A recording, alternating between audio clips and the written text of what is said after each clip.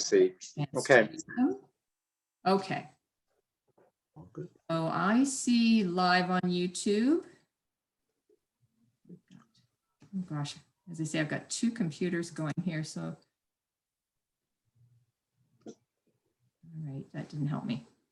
All right, so I guess we are good to go. Seeing no, so we've returned to open session, and council was educated on the financial statements and had an opportunity to review those with Mr. Healy, and the special council meeting minutes were approved as presented. Okay, so we are going to start off with delegations and presentations, and our first one is Jason Healy of McKillican and Associates regarding the letter from the treasurer, management's responsibility for the consolidated financial statements and the revised financial statements for 2019. Welcome, Jason. So we are now live streaming on YouTube for the public. And at this point, I guess I'll ask if you would do your presentation over again so everyone can learn where we are at for 2019. Perfect. Thank you. And I'd like to thank Council for the opportunity to present the financial statements. And just remind everybody that these statements remain in draft format until such time as Council approves them. On the second page of the revised draft statements, it's entitled Management's Responsibility for the Consolidated Financial Statements. It just points out the financial statements are the responsibility of the township's management, and they are prepared in accordance with Canadian public sector accounting standards. On page number 1, it's the independent auditor's report. I want to point out the opinion paragraph that identifies that the statements that have been audited, which in this case is the consolidated statements of the Township of Madawaska Valley, that these statements include the Township of Madawaska Valley, the Madawaska Valley Public Library Board, the Township of Madawaska Valley Waterworks, and the BIA. The paragraph also states the financial statements have been audited and states our opinion that the statements are fairly presented. And it also indicates that the report covers the date 31 December 2019. The basis for opinion paragraph states the opinion is in accordance with Canadian generally accepted auditing standards and that we are independent in accordance with our ethical requirements. Responsibility of management and those charged with governance for the financial statements. And again, this paragraph identifies that the auditor's report describes the responsibility of those in the organization that are responsible for the preparation of the financial statements. And the auditor's responsibility for the audit of the financial statement states that our responsibility is to express an opinion on the consolidated statements based on our audits. The audit was conducted in accordance with Canadian generally accepted auditing standards. And it also states whether the auditor believes that the audit evidence is sufficient and appropriate. In this case, we believe it is. On page 2 of the financial statements, it's the statement of financial position. Again, I'll hit the highlights. Total financial assets are up 1.8 million from the prior year, and they're up due to an increase of cash of 2.5 million, and that's explained in greater detail in the statement of cash flow. Taxes receivable are down 258,000 from last year due to an increased effort undertaken during the year for collections. And receivables are down 380,000 from prior year due to the prior year's balance being larger than normal for a couple of construction grants receivable. Financial liabilities have also increased by $770,000 this year, and as a result of an increase of 280,000 for accounts payable. The deferred revenue obligatory reserves is up 117,000, and that's gas tax funding that will be spent in future years. And the deferred revenue other, which is the modernization grants, it's increased over 620,000 from prior year. And again, it's in deferred revenue because it's carried forward to spent in 2020. Other changes, landfill closure and post-closure estimate has decreased by $200,000 from last year. Long-term debt has decreased by about 100,000 from last year due to the scheduled debt repayments. Overall, the non-financial assets have decreased by 780,000, decrease in 734,000 in tangible capital assets due to the fact that the amortization has exceeded the additions for the year, and the prepaid expenses have decreased by 53,000, which is explained further on note 17 to the financial statements. Overall, we have an accumulated surplus of $36 million, which is similar to that of last year. The bulk of this surplus, 29 million, is invested in tangible capital assets and therefore not available for use elsewhere. Would also note that the reserves are up 647,000 from last year. There are no questions. I'll move on to the statement of operations. Okay, I don't have any questions, so please continue. Okay, sorry, thank you. On the statement of operations, we can see that the revenues are down $1 million from last year, but are $240,000 less than budget. Taxation is up $190,000 from last year, but in line with the current year budgeted amounts. The big reason for the change in revenues is the provincial funding. In 2018, there were capital projects that were funded by the province that we don't have for 2019, and that explains the bulk of the decrease from last year. And then there's also some work on Pog Lake Road that will be completed in 2019. That's why we're a little lower than we had budgeted for. So the other big change in the revenue section is the landfill closure and post-closure estimates. There was a $200,000 decrease in the liability, which resulted in a $200,000 revenue for the year.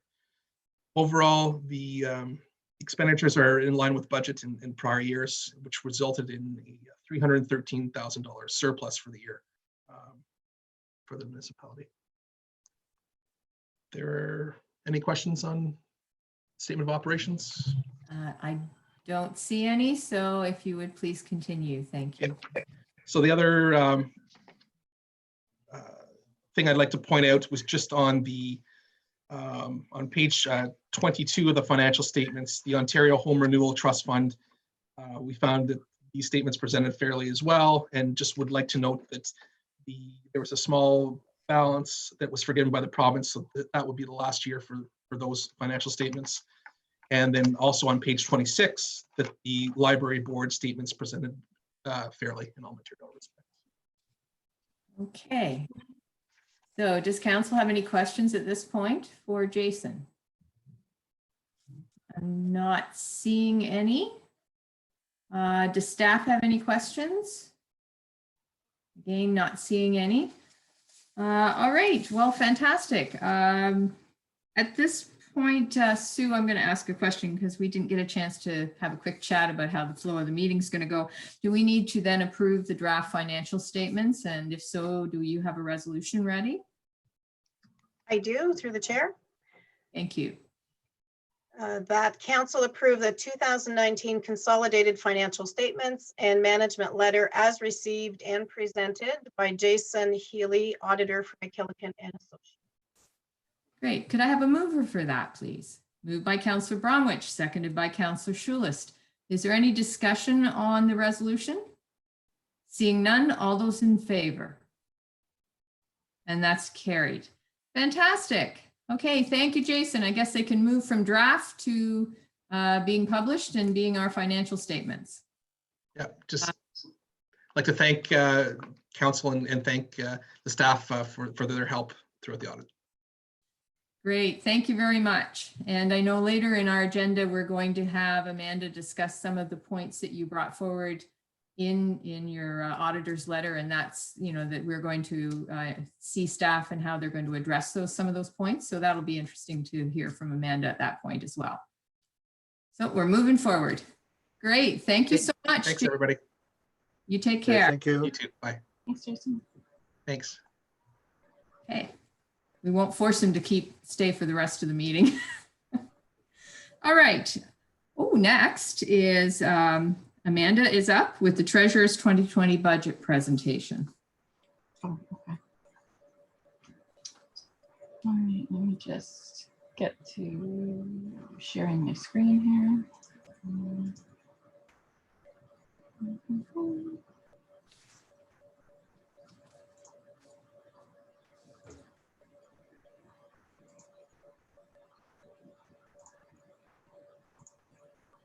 All right.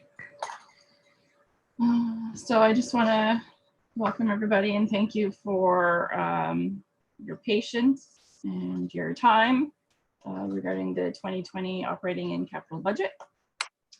So we will just go right in on this. So the Township of Madawaska Valley recognizes the importance of having a bottom-up approach for a budget process, which is inclusive of all staff members and community organizations within the municipality. That meaning we talk to all levels of staff, and we reach out to our community organizations to discuss what the needs are for the municipality, and if there is anything that they would like for us to address within the budget process.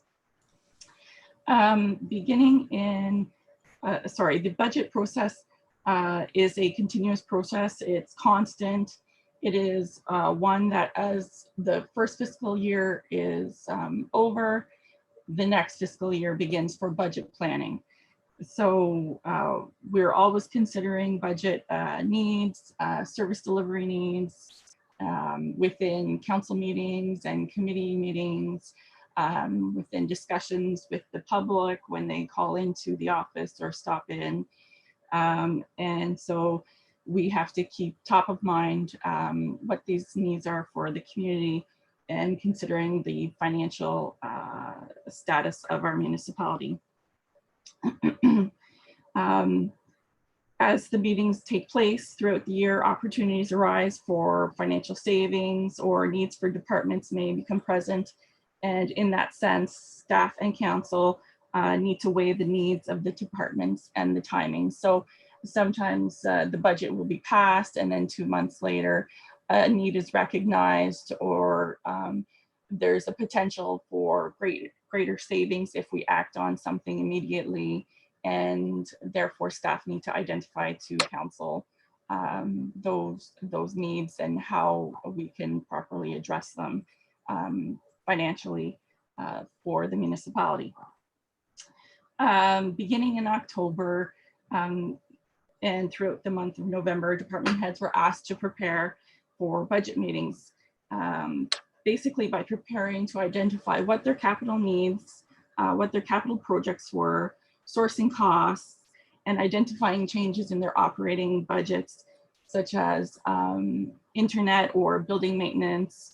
So some facilities, we have upgraded the internet at them because of the service delivery, the requirements from some community groups that have identified those needs. Starting in December and then throughout the month of January, meetings were set up between council department chairs with the staff department heads to go over a line by line of the operating and capital needs of the departments.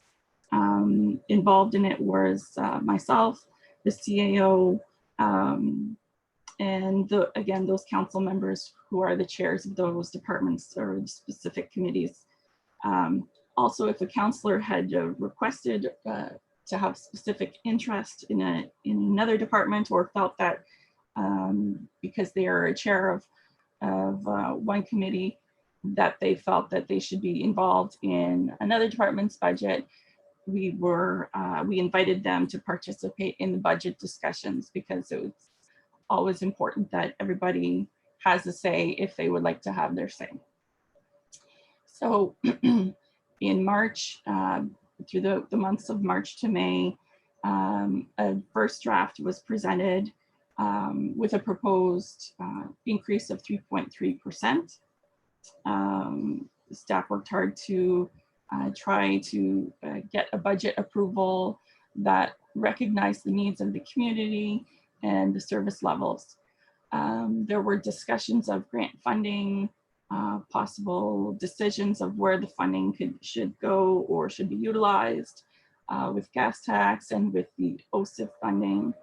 And then, of course, the whole COVID-19 pandemic sort of put everything in a tailspin for us.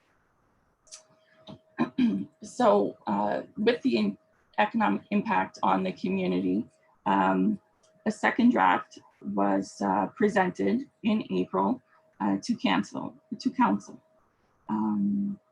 Staff met prior to this meeting to reassess what we felt were feasible service programs that would continue, and to reassess what services will be impacted based on the provincial lockdown orders. Total revenue dollars that were projected were reduced by $96,250. Total expenses projected across all departments was reduced by $218,464. And the total drawing from reserves was reduced by $77,000. So at that meeting, oh, sorry, I just want to back up and point out, also at the meeting, there was a $5,000 was added to the transportation budget for work to take place on Trupusky Mill Drive, because council felt they really needed to address that situation based on community needs. So that has also was also added into the budget, as well as have the engineering investigate a work plan for that project. So following that budget, a proposed levy increase was at 2.2%, which was based on the Ontario Property Tax Analysis website, which is a site administered by the Ministry of Finance. And that is where all upper, lower, single tier, and as well as school boards and MPAC, they must report their tax data based on the weighted current value assessment in the system and the municipality's previous year data. The tax levy increase was reporting at 2.2%. As MPAC reported, the weighted current value assessment change for 2019 to 2020 being an increase or growth of 1.89%. If you consider the levy increase less the growth of the current value assessment, the overall residential tax increase compared from 2019 to 2020 is actually 0.32%. And I just want to point out, so assessment growth, that middle box there, is new taxes from new and or expanded homes and or businesses to pay for the services they receive. It's not an increase. So this is not an increase in your assessment because part of the 4-year rollout of your current value assessments would increase. That is not what that is. This is new taxes. This is new growth based on demolitions or expansions to your home or new homes. That's what that is.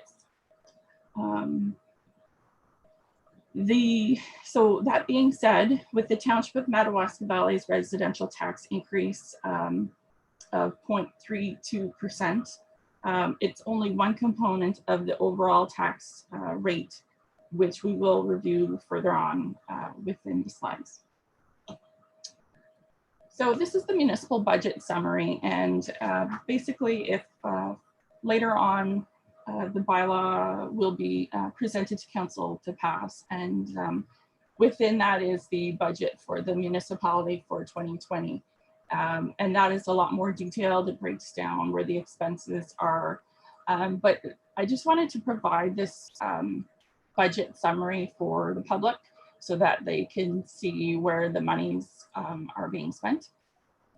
So if you look at this, sorry. So if you look at this slide, at the bottom, you'll see an overall year-over-year increase of 29% of all department expenditures. And at its face value, the year-over-year variances in expenditures may look extreme, but you have to consider that there is several components that need to be considered, such as grant funding of the ISIP, the modernization fund. So if you look at the general admin line, and when you compare it from 2019 to 2020, the budget is, the variance is a negative 31%. But within the 2019 budget is when we received the modernization fund, which was 624,000 or somewhere around there. And so that took place within that general admin budget. So we received the money, but we had to recognize that we were placing it into a reserve or a deferred revenue. And so it sort of skews the budget because it makes it look like we've, in 2019, it was much higher than what it is in 2020, but it's because of certain components like that. Same as the transportation services budget. From 2019 to 2020, the increase is 99%, but that's because we're accounting for the total of the expenditure of the Pog Lake Road construction project. And so this is only the expenses, that's not considering the revenue. So if we go down further along, so we have our total revenues line, which includes our drawings from reserves, so money from the savings accounts that we have set up, grant funding received, special payments such as the OSIF funding and the gas tax funding. Then we have our PIL revenue, and PIL revenue is money in lieu of taxes from the ministries for properties under their control. So we receive monies from the M&R, OPG, Hydro One Networks, just to name a few. And those are, it's a little bit different. It's not really based, we can't really base our taxation, our assessment on the way that we have it set up for residential and commercial. It's a different scenario all on its own. And then further down, we have our OMPF revenue. And from 2019 to 2020, it has increased, which is great. But that being said, this OMPF revenue is based on the economic circumstances of the community, the socio-economic situation within the community, the demographics. And so, although we'd like to receive more money, it sort of makes you, you have to consider what the financial situation is within the community. So basically they're offsetting monies that we would receive if the community at a whole was doing financially better than neighboring communities or others within our county or within the province. So if you take the total of the expenditures that was previously reported on the slide and less all these revenues that I have mentioned above, the total tax revenue required is that bottom line. And so that's what we create our tax rate off of, which is the $3,997,248. So that's what we bill to our ratepayers in order to balance our budget. So because we don't want to go through the budget page by page, line by line, it's a large budget. I've just identified a couple of capital projects, sort of based on the departments. So Pog Lake Road construction is a very large project that we will have going on this year. Hopefully the COVID-19 will not slow us down on it, and we will, it looks like we're still in line to be finished by December 31st of 2020. So fingers crossed, hopefully everything goes smoothly. The tandem plow truck was up for replacement, so we have budgeted for that. Smiglinski-Stopa Parkway was identified in our roads need study, as well as Hopefield Road. So we budgeted to do some work on Smiglinski-Stopa Parkway and then do some engineering for Hopefield Road for future capital upgrades. As within the general admin budget, we have a municipal office redesign identified. So with funding from the modernization grant that the township has received, we will be working on completing a design renovation for the municipal office. And we are hoping to proceed with construction within this fiscal year. This is to make the office spaces in the building more practical, as well as addressing heating and cooling issues. So the money for this municipal office redesign will come directly from this modernization funding that the province has provided to us, and to help municipalities make things better so that they can work better and work smarter. And we felt that this project clearly fit within the realm of the scope of what was acceptable within that funding. We also have an asset management plan and a financial plan that is in the works. It has slowed down because of the, again, of the COVID-19. But we are starting up again soon. And this will be, we decided to just split the payments up over 5 years. So to lessen the impact of the cost to the municipality. So with that, we're hoping that we will be better poised to identify funding gaps for our capital asset replacements and to take the guesswork out of our annual tax levy requirements, but also it will meet the legislative requirements set forth by the province of Ontario.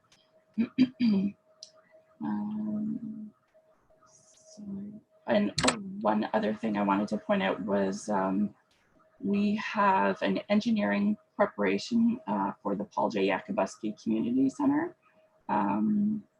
We have started that up. We've applied for ICIP funding and hopefully we will be successful. We haven't heard about it yet, what the situation is. But we do need to get the engineering prep work started, and that's for the ice slab replacement. It is way past due. But again, that's something that is a large project, and the uncertainty of the situation within all around the world, we're not sure how everything will go, but at least if we're prepared for the work to get it done, we're one step ahead to make sure that our capital assets are taken care of. All right, so how does this affect the residential tax rates for the municipality? And I say the residential tax rates because everything that we decide on is always based on our residential tax rates. So the once you set the residential tax rate, then everything falls down to commercial, industrial, and institutional. So if you look at the slide, the municipal tax rate has increased from 2019 to 2020 by 0.32%. The county rate has increased by 0.58%, but the education rate has decreased by 4.97%. So your overall tax rate will be reducing by 0.41%. So again, I want to make that clear to everyone. The municipal portion will increase by 3.2%, but overall, it will be going down by 0.41% compared to 2019. So for every $100,000 worth of assessment, the overall total 2020 tax rate will equate to $1,034.88 of taxes compared to the 2019 tax rate, which would equal $1,039.12. That being said, you may still see an increase in your taxes, and that's if your current value assessment increases for the year. If it was due to have an increase this year, then you will see an increase. You could potentially see an increase, I'm sorry. So we just want to make sure everyone is aware of that.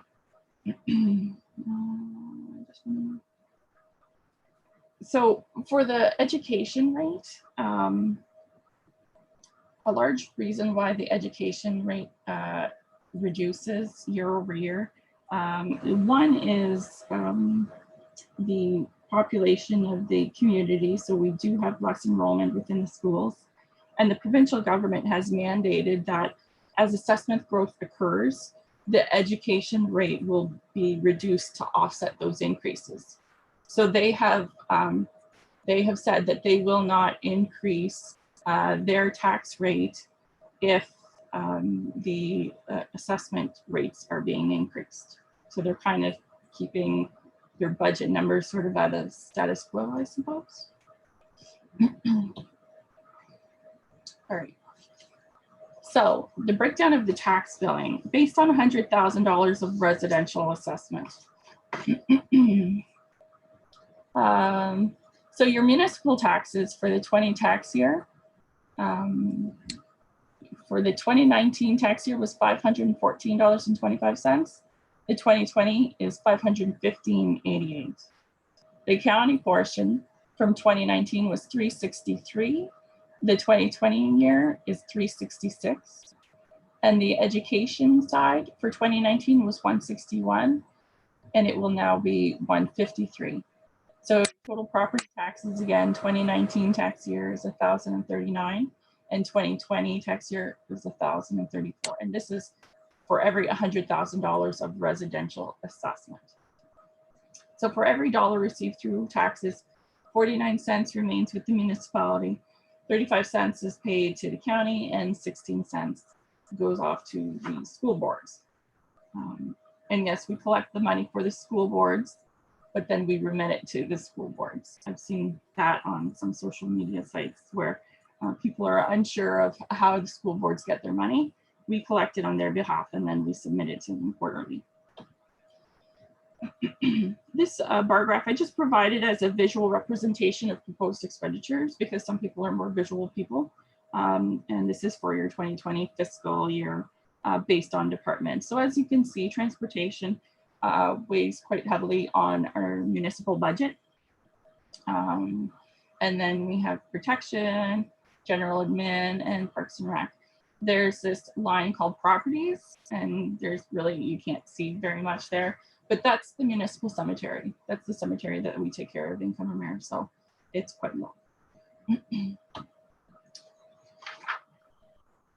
So we have a couple of budgets. So we have our general budget, and then we have our curbside budget and our transfer station budget.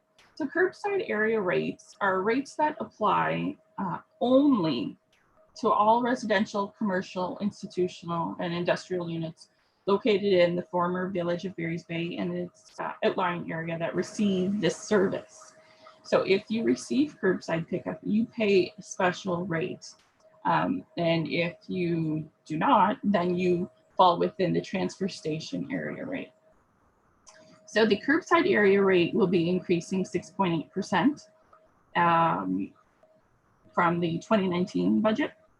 And the residential rate for the curbside for 2020 is $165. And then I've identified the small industrial, medium industrial, large industrial. The total curbside reserves are reporting at $335,831 in anticipation of equipment replacement in 2021. So we are foreseeing to have to replace a truck in 2021. The transfer station area rate, so that's a budget within itself as well. And so this rate applies only to the property assessments in the former townships of Radcliffe, Sherwood, Jones, and Burns who do not receive curbside pickup services. So your 2020 transfer station rates for the residential charge will be $37.63. So this will be a charge on top of your residential taxes. And that is a 6% increase from 2019 of $35.50. The total transfer station reserves are reporting at $316,092 for environmental site requirements and equipment replacement in 2024. I believe there was a presentation recently from Pinchin and Associates, and which identified some site requirements that are needed, and it can be quite costly. So it's important that we make sure that we have appropriate reserves in place for unexpected costs that may arise throughout the year. Reserves and reserve funds. So the Township of Madawaska Valley has obligatory, discretionary reserves, deferred revenues, and surplus accounts. So basically, the obligatory reserves are development charges that we had previously set up. And that means that we can only spend it on things that were identified within that bylaw for those purposes that were for the reason that that reserve was set up. The discretionary reserves is like our savings account. So throughout the year, we identify, we might set up a new reserve, like a legal reserve, or a winter maintenance reserve, or a special weather events reserve. And we'll put them within a department or a departmental heading. But they can be used across the board if council sees the need to use them. So they're discretionary. It's basically a pot of savings, a savings account. But we like to identify certain reasons for them to be used because it just makes better sense for the planning of our capital assets. We also have deferred revenues, and the auditor spoke to that previously, which is money that we've received from the government. That's revenue, but it sort of has a reason for it to be used. So it's our revenue, they're giving it to us, and we can keep it in a reserve, but you have to fit a certain criteria. Usually the criteria can be quite lax for what it's for, but that's what those are. So although it's not a reserve, we do sometimes report the deferred revenues within our reserves subledger. And that's just because so that we can keep track of where the money is, or so that everyone can see that we have that money that's available. Because otherwise, if you just plug it into our financial system, you could easily forget about it, right? So it's good for planning when we do our budgeting and to be able to see that. And then we have surplus accounts, and those are surpluses for when we have our separate budgets, like the transfer station or the curbside. So we may have a surplus or we may not have a surplus, and those are monies for those specific budgets. So the township continues to be mindful of the preservation of reserve funds for anticipated future capital costs. We know that the reserve funds that we have will not help us to replace all of our capital costs for the future. And so it's important that we're taking on this asset management and long-term financial planning so that we can appropriately see what kind of reserve funds we need to set up. But it's also important that we ensure the appropriate utilization of the reserve funds in our budget planning, which means that as we set up our discretionary reserves, although we can go across the board and pick and choose, where we want to draw reserve funds from. If we set up a fund for a sand dome, it's good to keep within that line and not take that away, because it was set up for a reason and we know that. And so we need to make sure that those monies are there in the future. So we have withdrawn $913,947 this year, and we've added $772,077. So we have a total of $6,031,711. That being said, the subledger that is reported within our budget document, it does not have our any surpluses or any interest on our investments, because I wanted to make sure that there was no, when we went into draft number 2, those were the monies that were being reported, and I wanted to continue on with that. So when we go into budget 2021, those reserve numbers will be a little bit higher, because we will be reporting those additional funds within our reserves and our reserve funds. So that's all I have for my budget presentation. I will gladly take questions, but I just wanted to point out that it's important that the public know that we as municipal employees, we are your civil servants. And so we want you to call us. We want you to ask us questions because we're here for you.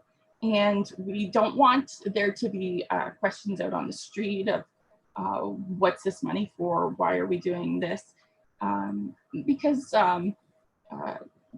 you know, people are not always sure or accurately informed. And so we welcome you to call us or email us and ask us any questions that you would like. That's what we're here for. And so that being said, if there are any questions, I will gladly take them. Thank you. Okay, thank you, Amanda. That was very thorough. There's no doubt about it.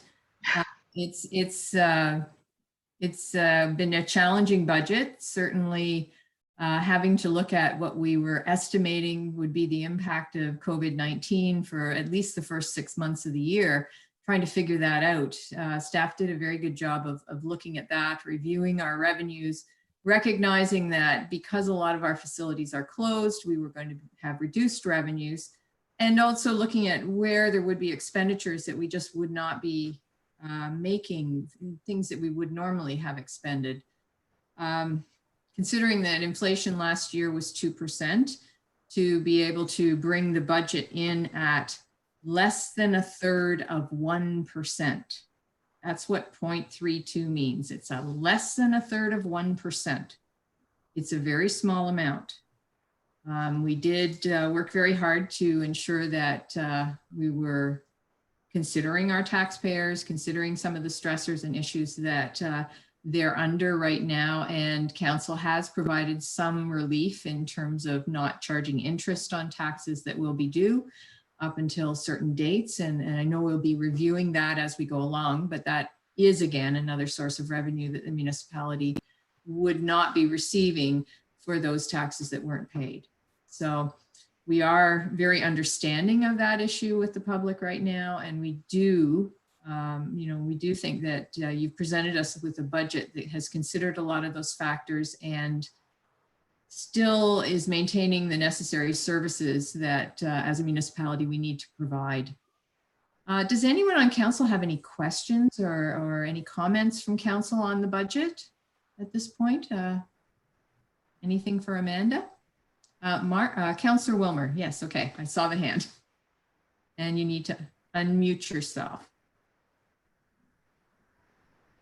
Sorry, I've had to move around and reset up. So yeah, I just wanted to say the budget process this year, it was a unique situation that we've had to deal with, but it was so well handled. And I just want to say congratulations, Amanda, and to all staff for putting together a very, very good and well put together budget. So thank you. Okay, anyone else on council? Are we good? Oh, sorry, Councillor Bromwich. Thank you. I'd just like to reiterate what Mark just came up with. Staff, especially Amanda, you've done an excellent job here, Amanda. You've taken away a lot of guesswork. You've been clear with all the necessities that the township needs, especially with entering into this COVID pandemic. We're in unknown territory here for the next few months. And I feel fairly confident that the way you've handled the finances of this township, that we're in pretty darn good shape. Compared with some of the stories I've been hearing of other municipalities basically floundering in this situation, I think we're in pretty good hands with the staff decisions and suggestions that you've been making. So thanks again, staff, and Amanda especially. Okay, thank you, Councillor Bromwich. Amanda. I just want to, one thing I forgot to say was that although we have set up this budget for 2020, staff recognizes that it is not a go ahead and spend all that money because we don't know what our fiscal outlook will be next year. And it's important that if there are savings to be recognized, or if maybe there's some projects that could be not delayed, but are not, maybe not as necessary, or could be better done within a year or 2 years without without the consideration of any safety, to make sure, you know, everything is done properly, that they must recognize those. It's not just to go out and spend all your money. So I just wanted to point that out to the public and to council, that we are aware and staff knows that this is very important for the community right now. And we've all worked very hard, council and staff, to get this as best as we can. So I just want to thank council for their patience and their understanding. Thank you. Absolutely, and definitely we want to thank staff. Councillor Schulist. Yeah, job well done, Amanda and staff, for sure. A question here: if a job like, let's say, Pog Lake Road does not get done within the time frame, does it just get postponed and then it gets done in 2021 when everything is under control? Mm-hmm. Yes. The agreement gives us a few years to have the project completed. So it's not required that it be completed this year, but for planning and for the safety of the community of that road, it would be good to have it done. But again, we have to consider, we have to consider the people that are actually doing the work, or if they're able to come out and get that work done. So that's what we're waiting on, is third party requirements, right? So again, the province had just only lifted, I think, a week and a half ago, municipal construction projects could start. So, and then again, we don't know what's going to happen, if there's going to be a second wave in the fall. It's uncertain. So let's just fingers crossed and hope it gets completed, because it is a very huge project and it will take a lot of time of our operations manager and our operations supervisor, as well as our municipal engineer. And so we want to make sure that they're available for 2021 to proceed with those other construction projects that are already lined up and getting prepared for. Yes, exactly. And I think the safety of for staff is most important, for sure. So, if it has to get done in another time, then that's fine. Anyway, thank you very much, Amanda. Mm-hmm.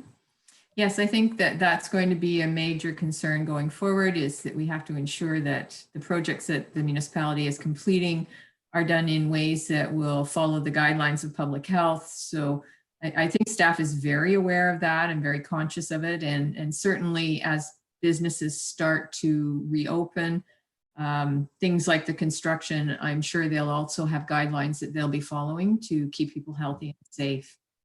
Sue, did you wish to speak to it? Okay. I did. It was more for clarification. So Amanda, when you were doing your presentation, the slide with comparison based on the $100,000 assessment, you mentioned that if your value assessment increases, you might see an increase. Can you clarify? I don't know that we've mentioned. So MPAC has agreed that they're not moving forward with their market value assessment to be redone in 2020. They will be using the 2016 market value assessment numbers. Is that correct?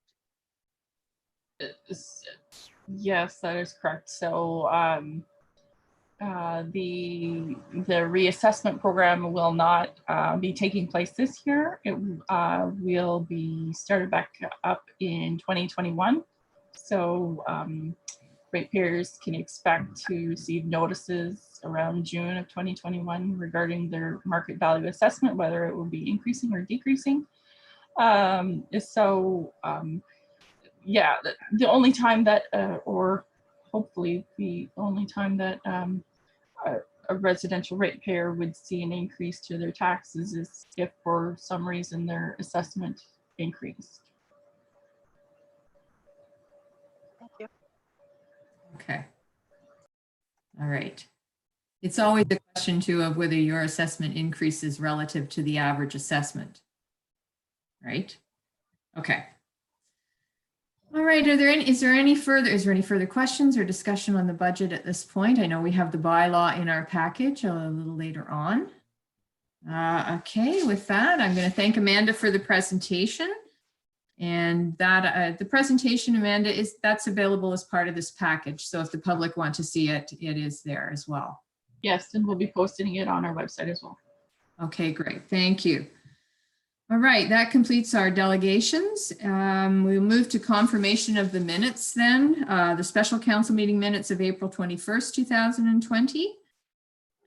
Just one note on those. On page 61 of the package, under 8.1, bylaws 8.1, you'll just notice on the very top of the page, the first one is just missing April.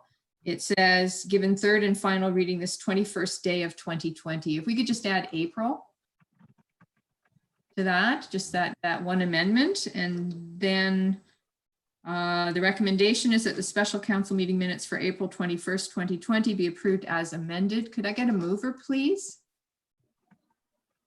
Moved by Councillor Wilmer, seconded by Councillor Schulist. Was there anything on these minutes that anyone else noticed? We're all good? Okay, with that, all those in favor? And that's carried. Any business arising from the minutes? Okay, don't see any. We'll move to municipal reports. First, we have the audit of the 2019 financial statements, management letter. I guess we would need Amanda for this as well, if she wanted to speak to this report. Okay. Sorry, this is the management letter? Yes. Okay. You had a report on the management letter. Right. So following the audit of our financial statements every year, the auditor provides a management letter, and basically it's some recommendations on how to improve our processes and our procedures. It is not something bad. It is not to be viewed as something bad. It is to help us as the staff to improve and do better. And so we always encourage the auditor to include whatever him and his staff see within this letter, so that we can work towards some goals of bettering ourselves. So with that being said,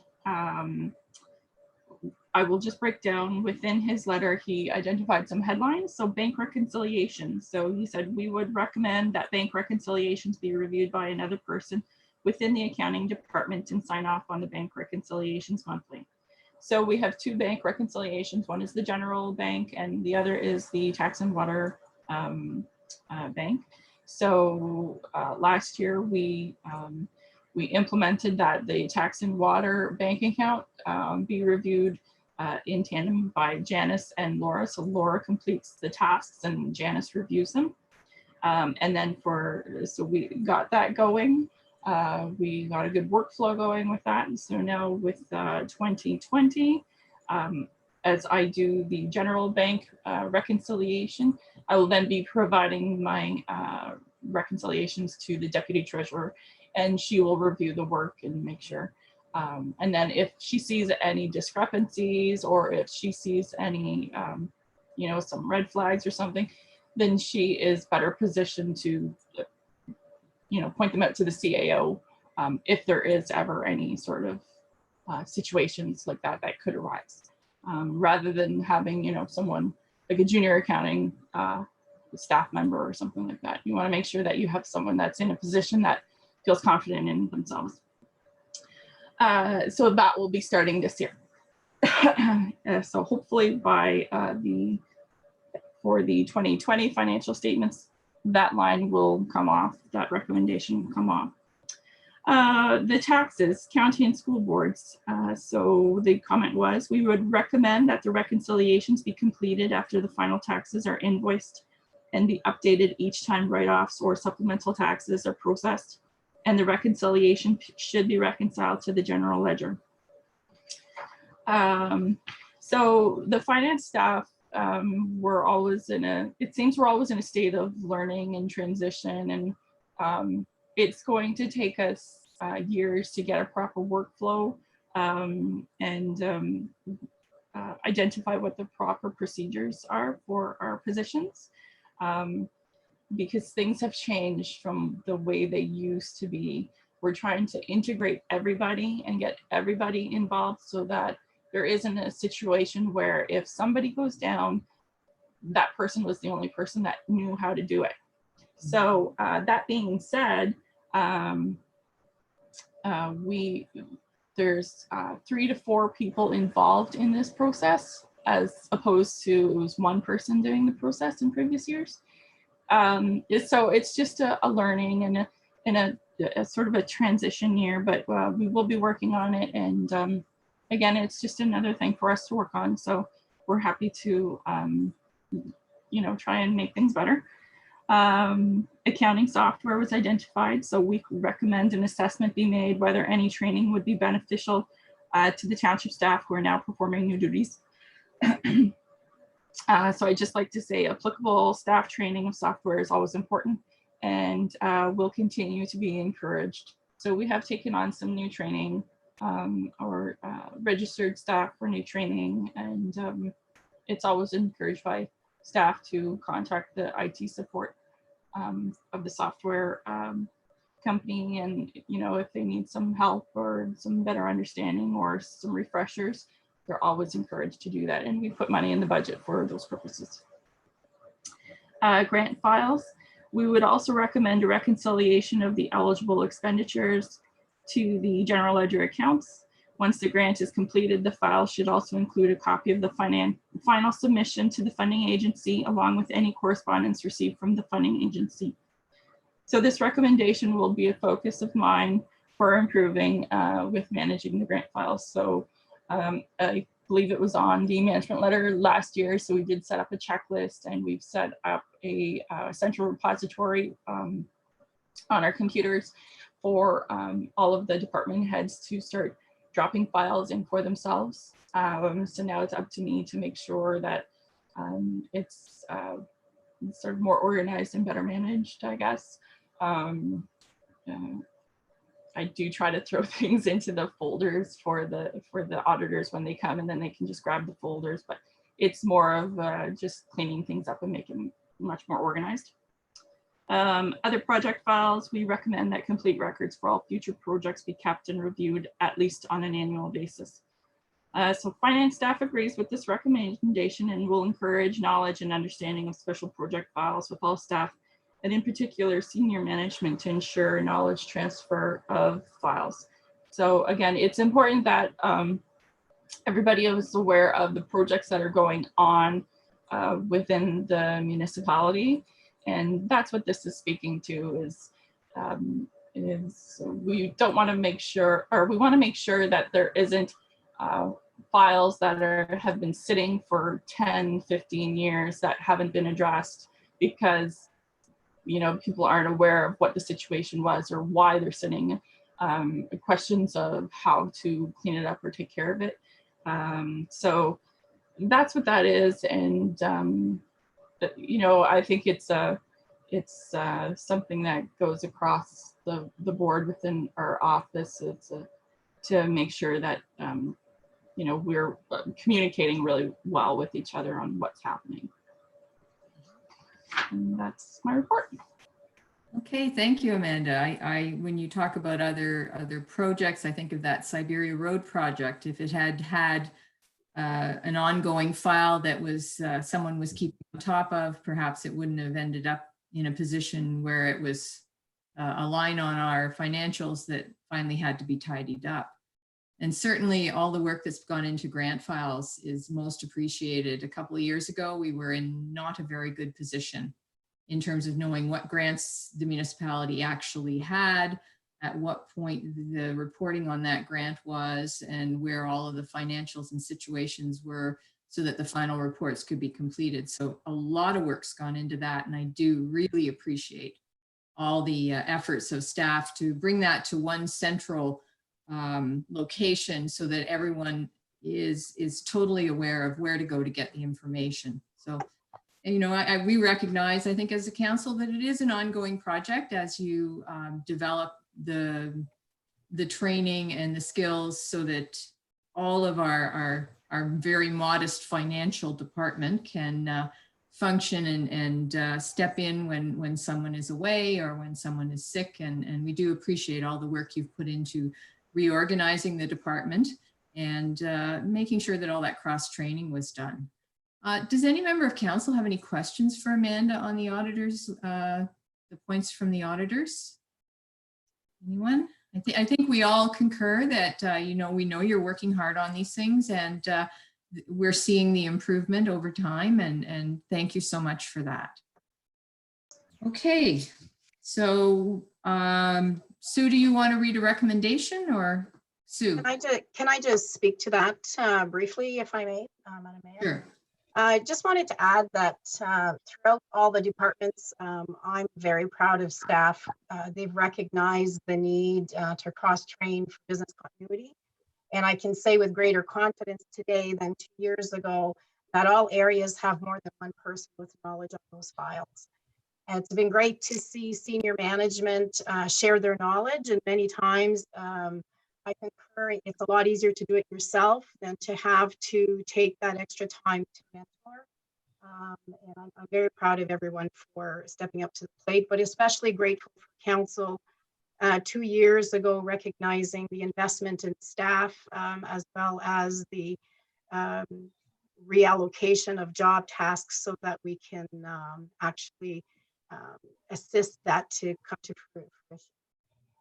Many of the recommendations that came last year as well as this year from the auditor, we have identified as staff that many of the processes lapse have been identified in our software system, either the restriction of the software system, the steps that need to be taken within that. So when the auditor made his presentation about the modernization fund, he added that it's not part of our reserve and it is in deferred revenue. We have some previous reports that came to council, but the modernization fund was established for municipalities to find service delivery efficiencies and review administrative processes. Staff is seeking council approval to proceed with bringing the quote forward from VADM with a report to move forward with changing the taxation system. We do believe that many of those processes will gain a lot of efficiency if we look at a different, more comprehensive accounting system.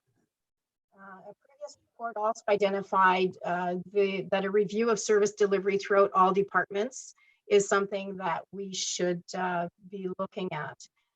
So I think I would like council's view on whether or not you believe it would be beneficial for us to move forward with staff bringing forward invitational quotes at the next meeting to provide a cost estimate for council consideration. I propose that council direct staff to proceed with acquiring invitational quotes for service delivery review and changing the taxation system for council consideration. We have brought this forward previously, and I would propose that now, following your budget approval, we were holding off on doing that, but possibly we would be prepared to bring that to your next council meeting. Okay, Sue, I don't know if the rest of council's struggling a bit as much as I am because we kept losing you. Oh, sorry about that. Yeah, you would kind of come in and go out. So you're asking for us, you want to bring forward, what did you say? I'm sorry, you want to bring forward a report on? Acquiring invitational quotes for Okay. a service delivery review, Yes. as well as move forward with bringing a quote. We have met with VADM, which is the preferred option for the size of our municipality that would allow us to be able to use city manager, the building module, and look at different departmental modules that are not available with Assist. We have had staff review that to see if they felt it would be the preferred option. And we would like to bring that forward to council for consideration. Okay, so definitely, I think we do need to look at how we can do things better.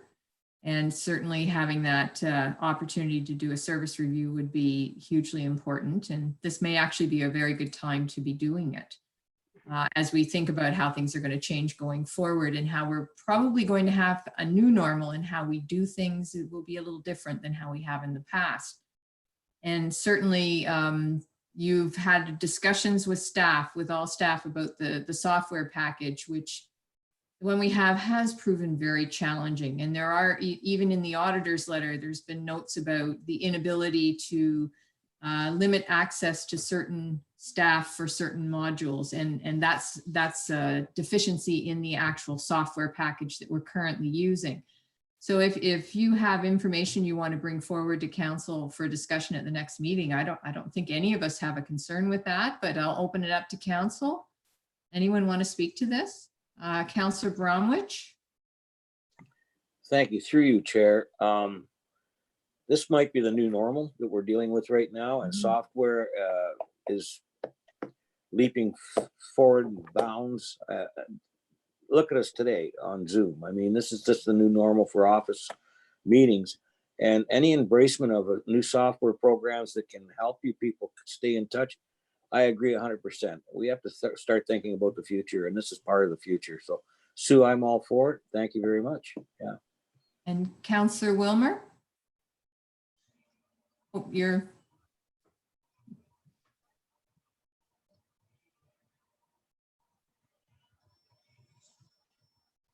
Sorry about that. Basically the same thing. I think right now the timing is perfect to do this review. When I look at things, and I think Amanda's report sort of just brought it or highlighted it to me, but we've come a long way with staff in the last 2 years. I mean, when I first came on, or when I was looking at the municipality just prior to coming on, it seemed, to me, it seemed like we operated in so many silos. Now we have people who are aware of what other departments are doing. They're able to back them up, fill in, and that's a tremendous achievement in 2 years. So I'd just like to give some credit also to Sue for that, because she's obviously instigated and created a whole new model. So I think we should keep moving forward. And the next step is perhaps to do this, and we'll see what Sue brings forward at the next meeting. So I think we're moving in the right way, and the time is perfect to keep moving this way. Okay. Councillor Schulist. Yeah, it's you, Madam Mayor. Yeah, I think it's all about efficiency here, and definitely we're on the right track. So I think we need to support staff in any way. It actually not only helps them, but it also helps us in making decisions. So full support from me. Okay, yes. Well, one of the things that staff was interested in with the VATM package was the fact that they would be able to align our budget with our general ledger accounts better, and there would be less manual effort of looking at this and putting in numbers here and there, and it would actually be automated. I know that there was some discussion I had with Amanda about that, and certainly that would be exciting to see that sort of flexibility in our software, and we don't have it right now. So Sue, do you want a motion for this, or do you just want to bring it forward? Sue?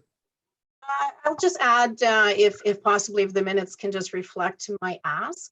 I think it gives us clear direction to bring that forward.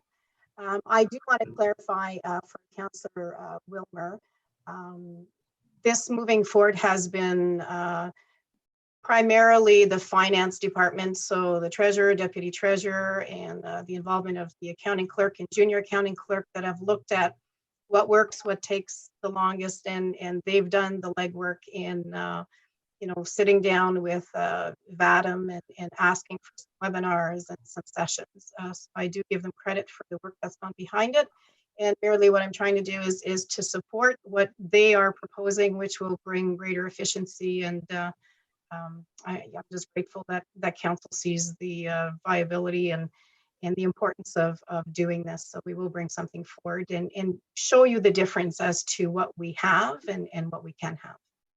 Thank you. Okay, that'd be great. Okay, so we'll go with that direction then. If there's nothing further on that at this point, then let's move on in our agenda. Next, we have the tender for the 2020-04 tandem plow truck. And is Hillary, hey, there's Hillary. Hillary, did you speak to the tender? Yes, so we received two. and the pricing is within the budgeted amount of 275. I did 1.76%, the township portion. So it's roughly $9,000 under budget. It's perfect. It's right in line, and 6 month waiting period for it. So hopefully we get it by the fall. We really need this truck to meet our minimum maintenance standards. Okay. All right. Do we have council? Do you have any questions for Hillary? I think you've seen his report. Yep, no, very good. Questions? We're good. Okay. So Sue, did you want to read the recommendation? Yes, through the chair, that council approve the recommendation of the operations manager to award the lowest tender MV 2020-04 tandem truck and plow by Francis Canada Truck Center Incorporated in the amount of $295,595, including HST, conditional on the requirements of the tender. Okay. Can I get a mover? Moved by Councillor Bromwich, seconded by Councillor Wilmer. Is there any discussion on the recommendation? Seeing none, all those in favor? And that's carried. Order that truck. Yes, for sure. Thanks. Okay, we're passing our budget today too, so fantastic. Okay, so we'll move on to bylaws. First, we have bylaw 2020-43 regarding the municipal budget for 2020. The recommendation is that bylaw 2020-43, being a bylaw to adopt the 2020 municipal budget, be given first and second reading this 19th day of May 2020. Could I get a mover, please? Moved by Councillor Wilmer, seconded by Councillor Schulist. Is there any discussion of the bylaw? Seeing none, all those in favor? And that's carried. The recommendation is that bylaw 2020-43 be given third and final reading this 19th day of May 2020. Could I get a mover, please? Moved by Councillor Bromwich, seconded by Councillor Wilmer. Is there any discussion on the third reading? Seeing none, all those in favor? And that's carried. Next is bylaw 2020-44 regarding municipal tax rates for 2020. The recommendation is that bylaw 2020-44, being a bylaw to establish the 2020 tax rates for the Corporation of the Township of Madawaska Valley, be given first and second reading this 19th day of May 2020. Could I get a mover, please? Moved by Councillor Wilmer, seconded by Councillor Schulist.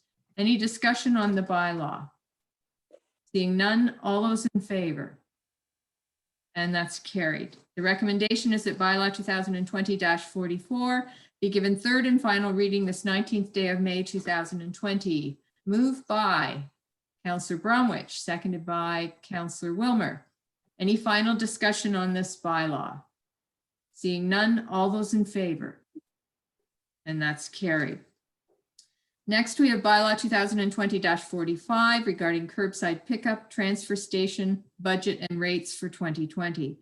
The recommendation is that bylaw 2020-45, being a bylaw to adopt the 2020 curbside pickup and 2020 transfer station budgets and rates for municipal purposes, be given first and second reading this 19th day of May 2020. Could I get a mover, please? Moved by Councillor Schulist, seconded by Councillor Bromwich. Any discussion on this bylaw? Seeing none, all those in favor? And that's carried. The recommendation is that bylaw 2020-45 be given third and final reading this 19th day of May 2020. Moved by Councillor Wilmer, seconded by Councillor Schulist. Any final discussion on this bylaw? Seeing none, all those in favor? And that's carried. Next is bylaw 2020-46 regarding shoreline road allowance closure and disposition along Kaministkeg Lake in front of Lot 1, Concession 8, designated as Part 1 on Reference Plan 49R-19555, Geographic Township of Radcliffe, County of Renfrew, Dimtrek? I'm trying to figure this out. DMY-2019-07. The recommendation is that bylaw 2020-46 being a bylaw to provide for the closing and stopping up of an original allowance, a part of an original allowance for road along Kaministkeg Lake, fronting Lot 1, Concession 8, Geographic Township of Radcliffe, now in the Township of Madawaska Valley, in the County of Renfrew, being part of PIN 57584-0007LT, and for the sale thereof to the abutting landowners, be given first and second reading this 19th day of May 2020. Could I get a mover, please? Moved by Councillor Bromwich, seconded by Councillor Wilmer. Is there any discussion on this bylaw? Seeing none, all those in favor? And that's carried. And finally, we have bylaw 2020-47 regarding an animal control bylaw. And just before we do the recommendation, council, having reviewed this bylaw, I'd honestly like to ask we do first and second reading, and then we seek some clarification on some key points. In particular, it refers to pets, it refers to dogs, and it refers to animals. And I'd just like to be very clear when we're talking just about dogs and when we're talking if we're talking about other animals. And so I'm just going to ask if council wouldn't mind if we did first and second reading to hold the bylaw number, and let me seek some clarification, which I wasn't able to seek. And council may have some wish for some clarification as well on some of the terms used in the bylaw before we do third reading. Is that okay? Does anyone have an objection to that? Okay. So what I'll do is I'll do first and second reading so that the bylaw is in the queue. So recommendation is that bylaw 2020-47, being a bylaw to regulate the keeping and control of animals or any class thereof, the animal identification system, licensing and restraint of dogs, and certain other aspects of animal control within the Township of Madawaska Valley, be given first and second reading this 19th day of May 2020. Could I get a mover, please? Moved by Councillor Wilmer, seconded by Councillor Schulist. Council, did you have any discussion or comments you wanted to make on this bylaw? I don't know if any of you had similar concerns with the wording. No, we're good. Okay, I just wanted to make sure it was very clear when they were speaking of, when the bylaw speaks of dogs versus animals versus pets. And that was what I thought was a bit vague. So I'll just seek that clarification with staff before third reading. Okay, so if there's nothing further from council, all those in favor? And that's carried. Okay, correspondence. We have one action item. Madawaska Valley District High School sponsorship and bursary donation. Sue, were you going to speak to this? Or was maybe Gwen was going to speak to this? I think she filled out the form. Yeah, I believe Gwen was going to speak to that. I think it's self-explanatory. Oh, except we can't hear Gwen. I'm trying. No, it's self-explanatory. I attached it. I think I sent it to you earlier by email. The high school has asked again for sponsorship for a bursary program.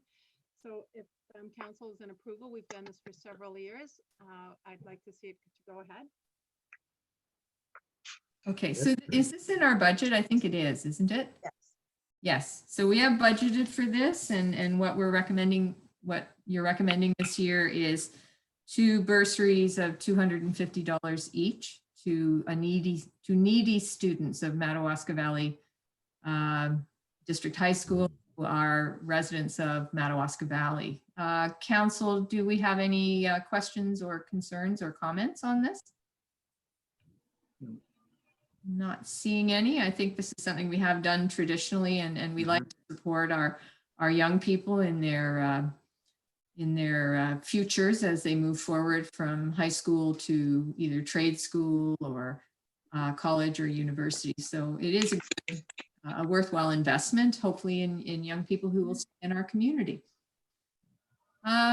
Okay, so Sue, do we have a recommendation on this? Yes, through the chair, that council approved 2 $250 bursaries for 2 Madawaska Valley District High School students that demonstrate financial need and reside in the Township of Madawaska. Okay, could I get a mover, please? Moved by Councillor Bromwich, seconded by Councillor Schulist. Any discussion on the recommendation? Not seeing any, so all those in favor? Okay, and that's carried. We don't have any new business, Sue? Do we have any new business? No, we will be asking for some upcoming meeting dates so that we can bring some more correspondence forward.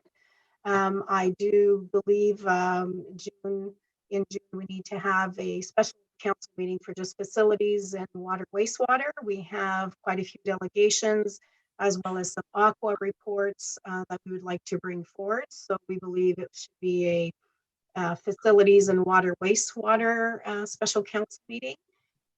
June 8th, if council wants to check their availability at 10 a.m. would be the proposed date. So if you would like to advise Gwen if that is a calendar date that you can accommodate, that would be the proposed date. And then we would like to know prior to the end of the week so that we can advertise what that would be. I'm also going to be sending out an email to the different chairs of the departments to see if we will identify what is pending right now. We do have a little bit of correspondence that has come in, nothing that's time sensitive, but we do have some planning issues that we would like to bring forward as well. So I think what we'll do is I will send an email to the department heads and see if the chairs of those committees would like to feel with the information we send them that is pending, if they want to have a special council meeting that would address those specific issues departmentally. Okay. All right. So if we could confirm dates with council so we can ensure that the business of the municipality is continuing, we'll set up. So we have a meeting on June 2nd, and then you're talking about one on June 8th. Yes. And the reason for the 8th, council, so you're aware, is because the CAO does have a meeting that she does with the province. I believe it's with the province. Yes. On the Tuesdays. It's every Tuesday in relation to giving input for COVID-19 and the impacts on the municipality. So we in discussion, Sue and I thought we'd try to avoid having our meeting on the same day at the same time, because then she can't contribute the valuable information that she is providing to the province. So just if we could get back on those dates to Gwen as soon as possible and confirm the meetings, and we'll continue to do the business. Any concerns so far? No. See any? Okay. So do we want to do then unfinished business, COVID-19 verbal update? I'll turn it over to Sue. Thank you. So just wanted to brief you. As you know, there was another announcement last week. Some of our businesses are starting to open up slowly. I will bring an update to council following my clerk meeting tomorrow with the County of Renfrew clerks, as well as the Town of Pembroke and Town of Renfrew, as to what the view of opening, what it looks like to reopen the municipal office. Just to bring you up to speed as to what we've been doing and what we foresee Madawaska Valley's reopening of the township office look like.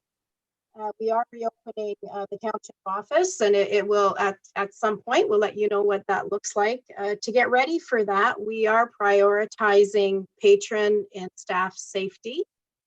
The office remains closed to the public, but we continue to accept payments through the Dropbox, emails, telephone.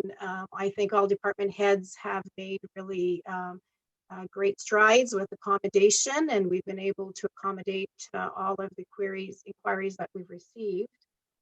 So until further notice, in preparing for the reopening, we do have plexiglass being installed this week at the front counter. We have established at the landing at the front, there will be a signing table there for all departments, and there will be a plexiglass portable glass there as well, so that all department heads can meet at the front door to sign their documents, for individuals to come and pick up their permits. Payments of taxes once we open, will be permitted, but we will not be allowing anyone to go to the individual offices until we are certain that a second wave is not coming through. Last couple of weeks ago, we did have a new buzzer installed at the front door as well. So we will be able to answer the door so that we can allow for those appointments to take place. Hoping I can get something by this week as to a more firm date. We are expecting another announcement this week, so hopefully that will bring some clarity. Effective yesterday, building permits can be issued. We have had a very busy building and planning department throughout COVID. The public has been great as they've continued to submit their applications, recognizing that as soon as we were able to issue the permits, we would be calling them in the queue. So that is our plan. So this morning at 7 a.m., our chief building official was already preparing some of the building permits based on how he received them in the queue at the beginning of COVID. So the plan is that the building and planning departments will be calling residents as they complete their applications. And we expect that to be a week or two in the making based on the amount of applications we've received to date. One more change, the Barry's Bay Farmers Market, because as you know, our municipal facilities are closed. There's been some discussions about social distancing, difficulty in doing that, concern with a second wave. So in discussions with the Barry's Bay Farmers Market, we have approved a relocation for the season 2020, so they don't have to move again. They have agreed to use the adjacent parking lot to the municipal office, so fronting Highway 62 John Street, the old Shell station. It meets the requirements and it better positions them if there is a second wave to continue to be able to provide a pickup for their e-commerce. It does provide two entrances. It will be better flow for them to be able to say, here's where you enter, here's where you exit. Department heads have provided them with access to electricity as well as pylons to be able to delineate their walk-through traffic and e-commerce if they so choose. The farmers market on a yearly basis provide the township with an insurance certificate. Our insurance company has been notified. The only issue remains a public washroom. At this point, to be able to even provide a privy would require the farmers market to have somebody there to clean after anyone uses the facility. So it will definitely be a short term, you come to the market, you pick up your products. As far as the parking, there's sufficient parking. If there is a need for overflow parking, the municipal parking lot adjacent to the ambulance bay can be used. That is pretty much the same proximity as what the Bank of Montreal was from the station. So we expect that to work for the 2020 season and will help maneuver any of the advertising, redirecting, saying that for this season it will be at that park. They do expect to have their first day on Friday, May 22nd. We also received notification that the Commermere Farmers Market will proceed in the same location as well, and they expect to start on June 13th. So that is the update that I have so far. Okay, great. Thank you. Does anyone on council have any questions for Sue at this point? No. No, I think it was thorough enough. Certainly it'll be good to see building permits being able to be issued. I know that there's probably a lot of businesses, construction that want to get going now that they can with careful social distancing, etc. So it's good. The public should know that it's super important to make an appointment. Don't just walk in, or well, try to walk in, because at this point, even when we do open the office, it's better if you have an appointment. The planning department has been super busy and they are ready to go. And I'm really thrilled to hear that. I know all of staff's been working hard behind the scenes. The door may have been closed, but the work has continued. Thank you, Sue, for that. If there's nothing further from council, I guess we will do our confirming bylaw. Bylaw 2020-48 regarding the confirming bylaw for the special council meeting of May 19th, 2020. The recommendation is that bylaw 2020-48, being a bylaw to confirm the proceedings of the council of the corporation of the township of Madawaska Valley at a special council meeting of May 19th, 2020, be given first and second reading this 19th day of May, 2020. Could I get a mover, please? Moved by Councillor Brownwich, seconded by Councillor Schulist. All those in favor? And that's carried. The recommendation is that bylaw 2020-48 be given third and final reading this 19th day of May, 2020. Moved by Councillor Wilmer, seconded by Councillor Schulist. All those in favor? And that's carried. Who wants to adjourn? Motion to adjourn. Oh, Can are I you- add something? you have- Can I add something prior to adjourning? Okay, just before adjourning, Sue. I just received, it was just a text that just came in. So the municipal asset management planning funding has been released. As our recreation coordinator will proceed with a funding application through Public Sector Digest for building condition assessments. If Okay. approved, our cost would be $7,000. If you recall, we had budgeted $20,000 for that. So just got the Good. text from the treasurer. Oh, excellent. Okay, well, hopefully we will be approved because the savings are, we could reinvest them in the buildings. I know there's lots of work to be done. Okay, any questions from council on that? We're good? That's great. Good. Good news. Okay, so who wants to adjourn? Moved by Councillor Wilmer, seconded by Councillor Schulist. All those in favor? And that's carried. Thank you, everyone. We are adjourned. Thank you. Very good.